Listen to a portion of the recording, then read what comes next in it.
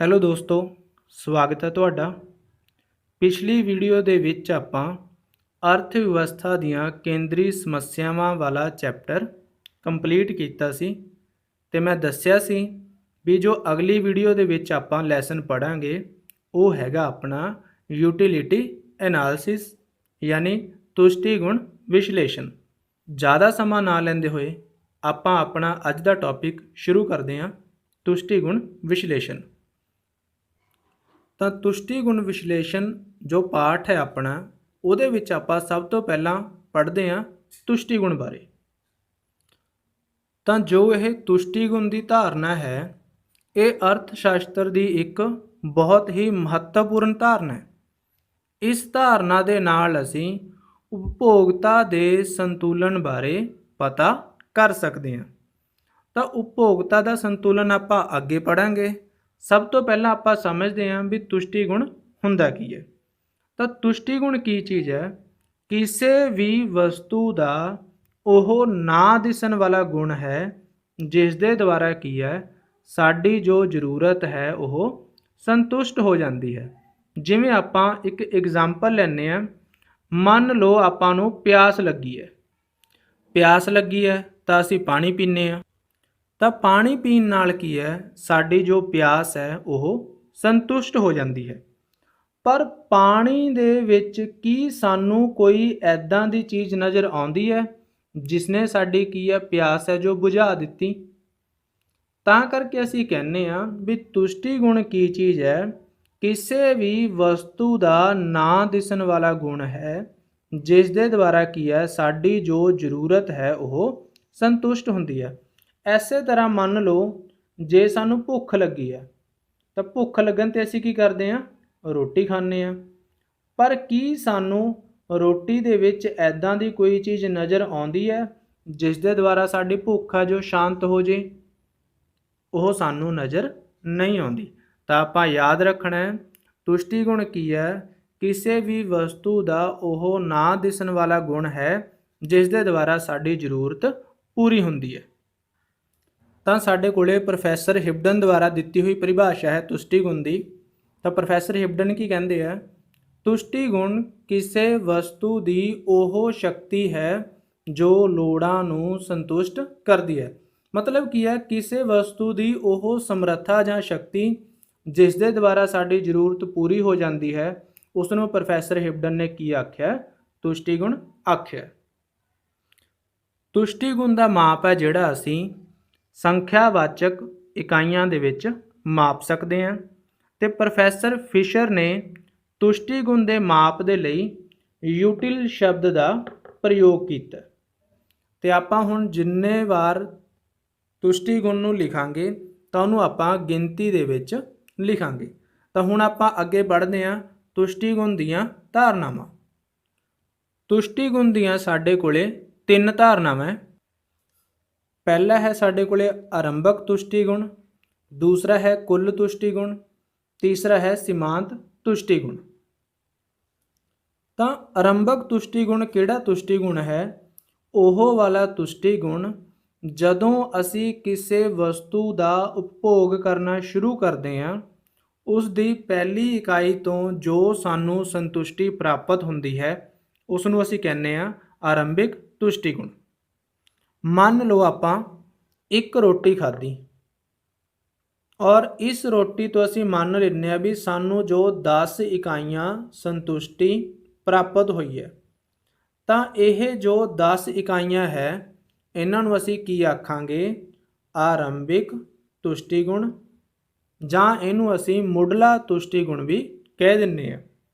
Second ਹੈ ਸਾਡੇ ਕੋਲੇ ਕੁੱਲ ਤੁਸ਼ਟੀ ਗੁਣ। ਤਾਂ ਕੁੱਲ ਤੁਸ਼ਟੀ ਗੁਣ ਕੀ ਚੀਜ਼ ਹੈ? ਅਸੀਂ ਇੱਕੋ ਸਮੇਂ ਦੌਰਾਨ ਜਿੰਨੀਆਂ ਵੀ ਵਸਤੂਆਂ ਦਾ ਉਪਭੋਗ ਕਰਦੇ ਹਾਂ, ਮੰਨ ਲਓ ਕੋਈ ਵਿਅਕਤੀ ਹੈ ਉਹ ਇੱਕ ਸਮੇਂ 'ਤੇ 4 ਰੋਟੀਆਂ ਖਾ ਜਾਂਦਾ ਹੈ ਔਰ ਅਸੀਂ ਮੰਨਿਆ ਵੀ ਉਹਨੂੰ ਪਹਿਲੀ ਰੋਟੀ ਤੋਂ ਮਿਲਿਆ 10 ਤੁਸ਼ਟੀ ਗੁਣ, ਦੂਜੀ ਤੋਂ ਮੰਨ ਲਓ ਉਹਨੂੰ ਮਿਲਿਆ 8 ਤੁਸ਼ਟੀ ਗੁਣ, ਤੀਜੀ ਤੋਂ ਮੰਨ ਲਓ ਮਿਲਿਆ ਉਹਨੂੰ 6 ਤੁਸ਼ਟੀ ਗੁਣ, ਚੌਥੀ ਤੋਂ ਮਿਲਿਆ ਮੰਨ ਲਓ ਉਹਨੂੰ 4 ਤੁਸ਼ਟੀ ਗੁਣ। ਤਾਂ ਆਪਾਂ ਇਹ ਤੁਸ਼ਟੀ ਗੁਣ ਲਿਖੇ ਵੀ ਪਹਿਲੀ ਤੋਂ 10, ਦੂਜੀ ਤੋਂ 8, ਤੀਜੀ ਤੋਂ 6, ਚੌਥੀ ਤੋਂ 4। ਤਾਂ ਜਦੋਂ ਅਸੀਂ ਇਹਨਾਂ ਚਾਰੋਂ ਇਕਾਈਆਂ ਦੇ ਤੁਸ਼ਟੀ ਗੁਣ ਦਾ ਜੋੜ ਕਰ ਦਿੰਨੇ ਆ ਤਾਂ ਉਹ ਸਾਡਾ ਕੀ ਬਣ ਜਾਂਦਾ ਹੈ? ਕੁੱਲ ਤੁਸ਼ਟੀ ਗੁਣ। ਯਾਨੀ ਸਾਡਾ ਕੁੱਲ ਤੁਸ਼ਟੀ ਗੁਣ ਕੀ ਆਊਗਾ? 10 + 8 18, 18 + 6 24, 24 + 4 28। यानी सानू 28 इकाइयाँ जो कुल तुष्टि गुण है वो मिलेगा। नैक्सट है साडे कोले सीमांत तुष्टि गुण। तो यह सीमांत तुष्टि गुण की हुंदा है? ਜਦੋਂ ਅਸੀਂ ਕਿਸੇ ਇੱਕ ਵਾਧੂ ਇਕਾਈ ਦਾ ਉਪਭੋਗ ਕਰਦੇ ਹਾਂ ਤਾਂ ਉਸ ਵਾਧੂ ਇਕਾਈ ਦੇ ਉਪਭੋਗ ਕਰਨ ਦੇ ਨਾਲ ਕੁੱਲ ਤੁਸ਼ਟੀ ਗੁਣ ਵਿੱਚ ਜੋ ਵੀ ਤਬਦੀਲੀ ਹੁੰਦੀ ਹੈ ਉਸ ਤਬਦੀਲੀ ਨੂੰ ਅਸੀਂ ਕੀ ਕਹਿ ਦਿੰਦੇ ਹਾਂ? ਸੀਮਾਂਤ ਤੁਸ਼ਟੀ ਗੁਣ। ਇਹਦੇ ਲਈ ਸਾਡੇ ਕੋਲ ਇੱਕ ਫਾਰਮੂਲਾ ਵੀ ਹੈ, MUN ਬਰਾਬਰ TUN ਮਾਈਨਸ TUN-1। MU मतलब मार्जिनल यूटिलिटी, NV इकाई दी, TUN टोटल यूटिलिटी यानी NV इकाई का कुल तुष्टि गुण, तो N-1 इकाई का कुल तुष्टि गुण। जिमें आपां इसे चीज़ नूं एक बॉक्स दे विच लिख के समझते हैं। एक पासे मैं लिखती इकाइयाँ और एक पासे मैं लिखता कुल तुष्टि गुण यानी TU। तो देखो जो असी पहली इकाई खाधी तो सानू जिहड़ा तुष्टि गुण प्राप्त होया सी 10 इकाइयाँ। जो दूसरी खाधी तो दोनों का टोटल कितना हो गया साडे कोले? 10 + 8 18। फिर जो असी तीसरी इकाई लई तो तिन्नां का टोटल साडे कोले कितना हो गया? 24। फिर जो असी चौथी इकाई लई तो 24 दे विच जो 4 जोड़े तो साडे कोले 28। तो यह साडा जिहड़ा टोटल यूटिलिटी का माप है असी लिखिया। हुण असी चाहते हैं भी असी इसे तो ही मार्जिनल यूटिलिटी पता करनी है। मान लो मैं यह पता करना चाहना जी मेरी दूसरी इकाई का सीमांत तुष्टि गुण कितना है, तो इस दे विच असी की करांगे? दूसरी इकाई यानी N की वैल्यू 2 भरांगे। जदों असी वैल्यू भरांगे MU2, फिर इत्थे हो गया TU2 माइनस TU2 माइनस 1, यानी ये हो गया TU2 माइनस TU1। तो TU2 का मतलब की है? दूसरी इकाई का कुल तुष्टि गुण। तो दूसरी का कुल तुष्टि गुण साडे कोले है 18 माइनस TU1 यानी पहली इकाई का कुल तुष्टि गुण। तो 18 चों 10 घटावांगे 8। इसका मतलब की है? साडा जो दूसरी इकाई का सीमांत तुष्टि गुण है वो हैगा 8 इकाइयाँ। इस तरह असी की है जो सारिया इकाइयाँ का सीमांत तुष्टि गुण है वो पता कर सकते हैं। जां इनू असी इस तरह भी याद रख सकते हैं कि जो अगली इकाई है वो जो पिछली इकाई घटा दो, साडा सीमांत तुष्टि गुण है जो आ जाता है। जिमें असी 18 चों 10 घटाए 8, उस तरह जे असी तीसरी इकाई का सीमांत तुष्टि गुण कढ़ना होवे तो 24 दे विचों 18 घटा देंगे 6 आ जूगा।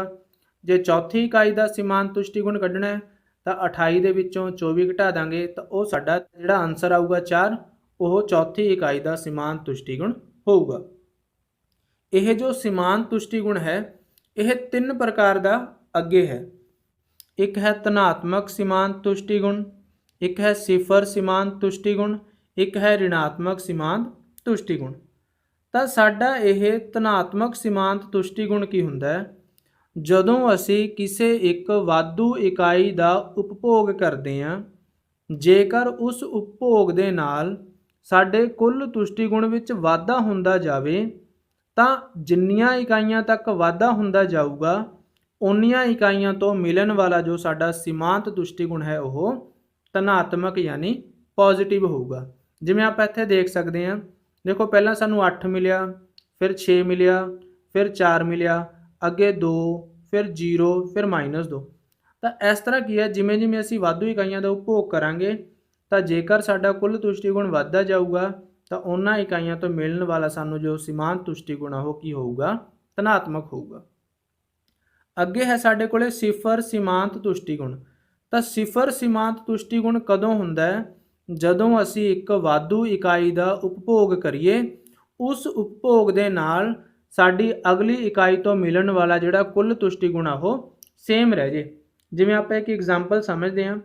ਮੰਨ ਲਓ ਜਦੋਂ ਅਸੀਂ ਪੰਜਵੀਂ ਇਕਾਈ ਦਾ ਉਪਭੋਗ ਕੀਤਾ ਤਾਂ ਸਾਨੂੰ 30 ਇਕਾਈਆਂ ਜਿਹੜਾ ਤੁਸ਼ਟੀ ਗੁਣ ਆ ਉਹ ਮਿਲਿਆ। ਫਿਰ ਮੰਨ ਲਓ ਅਸੀਂ 6ਵੀਂ ਇਕਾਈ ਦਾ ਉਪਭੋਗ ਕੀਤਾ, 6ਵੀਂ ਇਕਾਈ ਤੋਂ ਵੀ ਮੰਨ ਲਓ ਸਾਨੂੰ 30 ਇਕਾਈਆਂ ਹੀ ਤੁਸ਼ਟੀ ਗੁਣ ਮਿਲਿਆ। ਤਾਂ 6ਵੀਂ ਇਕਾਈ ਤੋਂ ਮਿਲਣ ਵਾਲਾ ਜਿਹੜਾ ਸੀਮਾਂਤ ਤੁਸ਼ਟੀ ਗੁਣ ਹੋਊਗਾ ਉਹ ਸਾਡਾ 0 ਹੋਊਗਾ, ਕਿਉਂਕਿ ਜਦੋਂ ਅਸੀਂ 30 ਦੇ ਵਿੱਚੋਂ 30 ਘਟਾ ਦਾਂਗੇ ਤਾਂ 0 ਆ ਜਾਊਗਾ। ਨੈਕਸਟ ਹੈ ਸਾਡੇ ਕੋਲੇ ਰਿਣਾਤਮਕ ਸੀਮਾਂਤ ਤੁਸ਼ਟੀ ਗੁਣ। ਤਾਂ ਰਿਣਾਤਮਕ ਨੂੰ ਅਸੀਂ ਨੈਗੇਟਿਵ ਕਹਿ ਦਿੰਦੇ ਹਾਂ। ਤਾਂ ਰਿਣਾਤਮਕ ਸੀਮਾਂਤ ਤੁਸ਼ਟੀ ਗੁਣ ਕੀ ਹੁੰਦਾ ਹੈ? ਜਦੋਂ ਅਸੀਂ ਕਿਸੇ ਇੱਕ ਵਾਧੂ ਇਕਾਈ ਦਾ ਉਪਭੋਗ ਕਰਦੇ ਹਾਂ, ਉਹਦੇ ਨਾਲ ਸਾਡਾ ਜੋ ਕੁੱਲ ਤੁਸ਼ਟੀ ਗੁਣ ਆ ਉਹ ਪਹਿਲਾਂ ਦੀ ਬਜਾਏ ਘਟ ਜੇ। ਜਿਵੇਂ ਹੁਣ ਅਸੀਂ ਇੱਥੇ ਲਿਖਿਆ ਸੀ ਵੀ 6ਵੀਂ ਇਕਾਈ ਤੋਂ ਮੰਨ ਲਓ ਸਾਨੂੰ 30 ਇਕਾਈਆਂ ਸੰਤੁਸ਼ਟੀ ਹੈ ਜਾਂ ਤੁਸ਼ਟੀ ਗੁਣ ਹੈ ਪ੍ਰਾਪਤ ਹੋਇਆ। ਮੰਨ ਲਓ ਅਸੀਂ 7ਵੀਂ ਇਕਾਈ ਦਾ ਉਪਭੋਗ ਕੀਤਾ ਔਰ ਉਹਦੇ ਤੋਂ ਸਾਨੂੰ 28 ਇਕਾਈਆਂ ਤੁਸ਼ਟੀ ਗੁਣ ਮਿਲਿਆ। ਤਾਂ 7ਵੀਂ ਇਕਾਈ ਤੋਂ ਸਾਨੂੰ ਕਿੰਨਾ ਤੁਸ਼ਟੀ ਗੁਣ ਪ੍ਰਾਪਤ ਹੋਊਗਾ? 28 ਮਾਈਨਸ 30 यानी माइनस दा 2। तो असी इनू कहने नैगेटिव मार्जिनल यूटिलिटी यानी ऋणात्मक सीमांत तुष्टि गुण। और यह वो हालत है भी जदों साडा पेट है पूरा भरिया होया होवे खाना खा के, पर फिर भी की है सानू कोई धक्के नाल कोई चीज़ पकड़ा जाए, और जदों असी इस तरह धक्के नाल कोई चीज़ खाने फिर साडे की है शरीर दे विच कोई ना कोई जो गिरावट आ वो देखण नूं मिलदी है।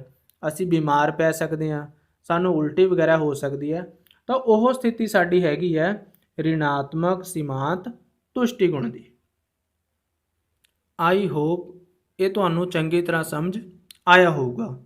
ਤਾਂ ਅਗਲਾ ਜੋ ਪ੍ਰਸ਼ਨ ਆਪਾਂ ਪੜਾਂਗੇ ਉਹ ਪੜਾਂਗੇ ਕਿ ਕੁੱਲ ਤੁਸ਼ਟੀ ਗੁਣ ਤੇ ਸੀਮਾਂਤ ਤੁਸ਼ਟੀ ਗੁਣ ਦੇ ਵਿੱਚ ਕੀ ਸੰਬੰਧ ਹੈ। ਇਹ ਵੱਡਾ ਪ੍ਰਸ਼ਨ ਹੈ, ਕੁੱਲ ਤੁਸ਼ਟੀ ਗੁਣ ਤੇ ਸੀਮਾਂਤ ਤੁਸ਼ਟੀ ਗੁਣ ਵਿੱਚ ਸੰਬੰਧ ਆ, ਇੰਪੋਰਟੈਂਟ ਪ੍ਰਸ਼ਨ ਹੈ। वीडियो नूं ज़्यादा तो ज़्यादा लाइक करियो, शेयर करियो ते चैनल नूं सबसक्राइब करियो। तो मिलते हैं अगली वीडियो दे विच, तद तक लई टेक केयर।